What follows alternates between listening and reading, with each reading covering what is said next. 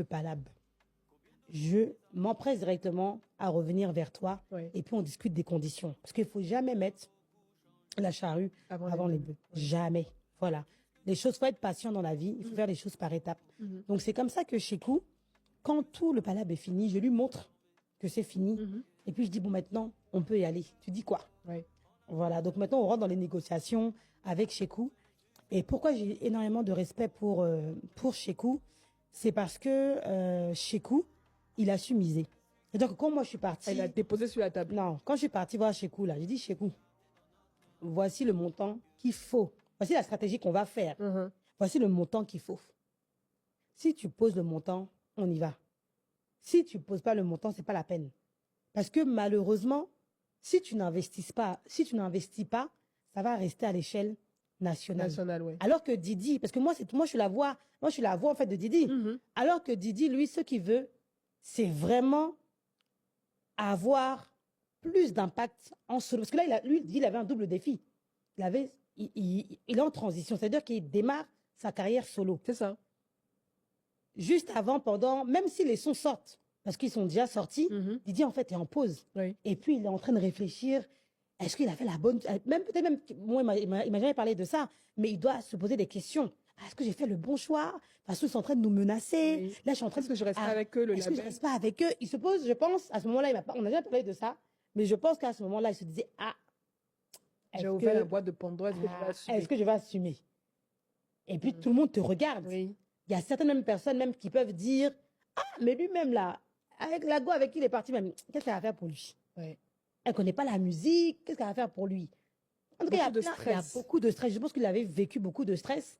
Les contrats qu'on avait signés, ils l'ont dit niette, alors qu'il avait déjà communiqué même sur certains brands, etc. Donc, ça veut dire que lui, pendant au moins 9 mois, là, c'est noir. Il a juste confiance en moi. Là, on est en 2019. Là, on est en 2020. Ok.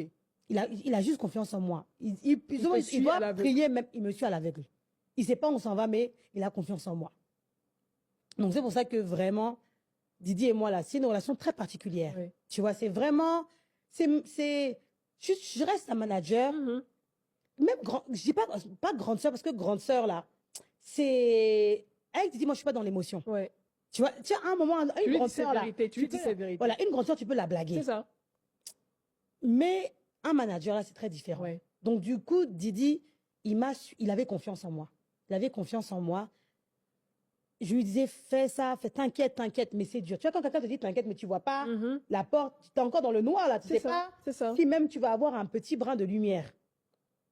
Il me dit, m'a fait confiance. Donc, c'est comme ça que chez Co aussi, là, il signe, pareil, l'avocate, la même avocate, Christine, il propose un contrat, on le signe. Mais même ça, là, c'est-à-dire que nous, on était en palabre de février jusqu'au mois de juin, jusqu'au mois de septembre avec le label.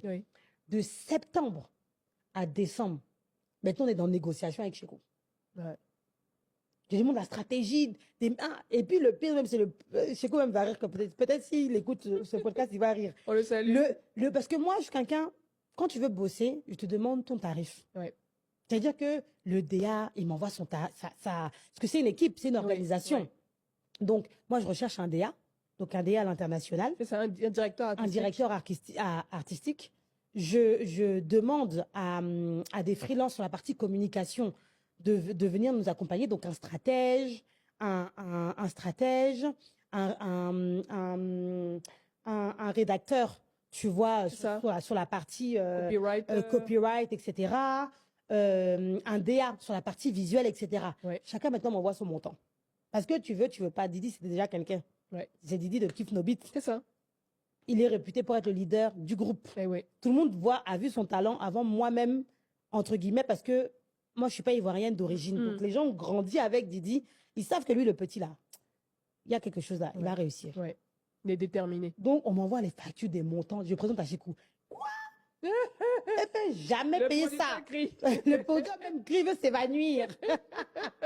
Mais finalement, là, on a trouvé un terrain d'entente. Et puis, on signe, on démarre ensemble. C'était des montants sur l'année pour l'accompagnement de Didi? C'est sur le projet. Sur le projet. C'est pas sur l'année. C'est sur le projet. Sauf que nous, on pensait que ça allait durer 1 an.